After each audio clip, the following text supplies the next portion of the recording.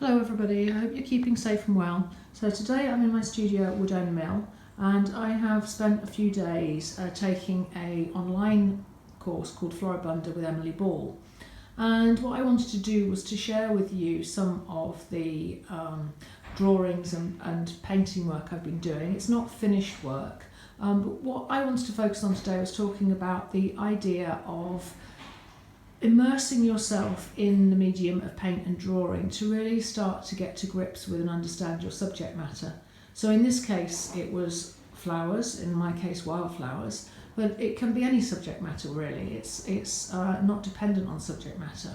And there were a lot of really useful techniques that can really help you, or help me, really delve into understanding the subject matter and what it is that I'm interested in within the subject matter. So I'm going to walk you around the studio and just share some of the things with you. So on the first day we did a lot of drawing, and this one here,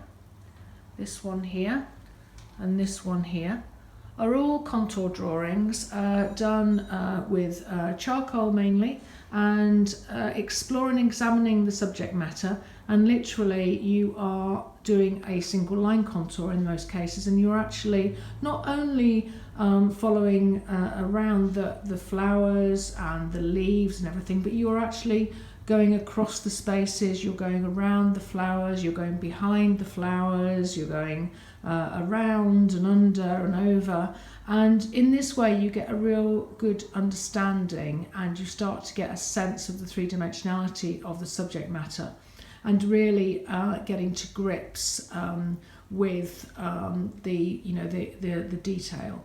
So that was something we did, just to refresh you. And then another really interesting approach is looking at the flowers, but in the first instance, before doing that, you actually make a lot of different marks using different tools, and then you look at the flowers and you work in the detail to them. The really nice thing about that is that you start to get quite an abstract approach. It's not too literal. There is lots of serendipitous magic happening in these types of drawings and mark making. We used a lot of different types of tools. So I used inks, I used art graft, I used charcoal, I used graphite, I used different sorts of pencils, oil pastels, oil sticks. So, a big variety to enable me to get lots of different types of marks, and then worked into it from there. So I'll just show you those. That's the third one. And I'll just whiz around so that you can see this larger one on this wall here, which is also done in exactly the same way. Now I'm going to show you the flowers separately in more detail, but just so that you can just see them, the wildflowers there, and I've been moving them around and rearranging them all the time. So of course it wasn't just drawing that we did, painting was the other. Using paint to explore the subject matter was another thing. So these two pieces here were done literally coming up with different marks and effects using the paint. Not even thinking about the flowers themselves, but of course that was in my mind because we'd been looking at them all of the previous day, but actually just seeing what a range of marks I could make in the paint, ready for further development. And this one was similarly done, but this one was looking at the flowers, and obviously there's a lot of work to be done on those, but you can start to see the effects that you can get, and the serendipitous magic happening with the mark making before you even start thinking about the subject matter. So this is another, I just wanted to show you on the chair here. This is an interesting one. This is, I'm not sure if you can see the whole thing, but there you are. This was actually done as a sort of another mark making technique actually, where you make a lot of different marks on the paper and then you tear it up. And hopefully you can see all the torn pieces there. You choose your favourite piece and then you make a composition with it and try and connect it in to an overall composition. So the bottom piece there, I don't know if you can see that, was the piece that came from the piece that was torn up. And then I use that to make a composition and to use similar colours and marks, but changing them, making them a different size, lengthening them, shortening them, changing them and evolving them. And that's just a start point for an exercise. It's quite an interesting exercise to enable you to kind of connect in and start stitching elements, areas of paintings together. And if you have similar areas and you've got spaces, you can actually start using this type of approach to connect things together and to think about them differently. And then I just want to share with you quickly a group of things I did today, which was the last day, and these were all very quick exercises using the techniques to really start to understand the subject matter even further. So these were done as 2-minute paintings and looking at the subject matter. This was done as a 10-minute piece on the left-hand side. And then to finish with, and the way that we started, we did a lot of drawings, again, very quickly, just so that we can start to really get to grips with understanding the subject matter even further. And this gives us then, I think you can probably appreciate, this is the bottom, these are 2 further quick drawings.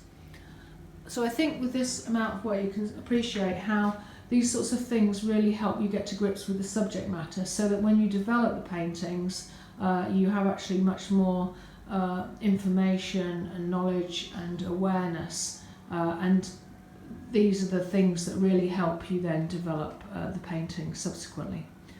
Okay, and next up I will share with you the more detail of the flowers.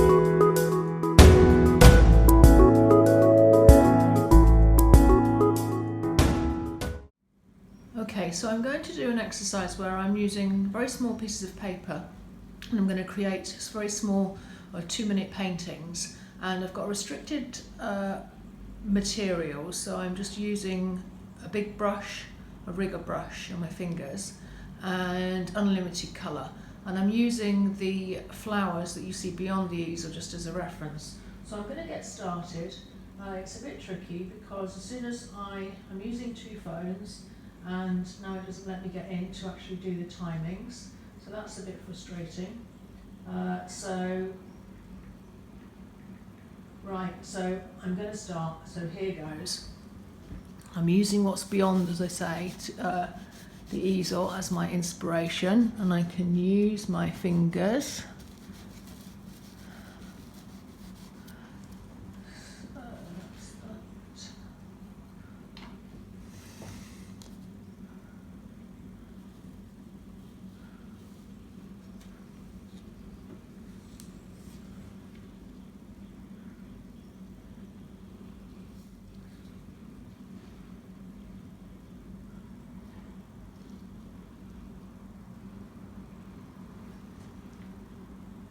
I'm having to be really, really quick here, and I'm not necessarily, even though it's tiny pieces of paper, I'm not necessarily just checking on the timings. Got 1 more minute left, so that's quite handy. So at least that hasn't got messed up. It's a bit tricky using 2 phones because it keeps going off. So I have to keep putting the passcode in, and that's a bit frustrating. So so this is a real mess now. So I'm going to get a rigger brush just at the end here and start trying to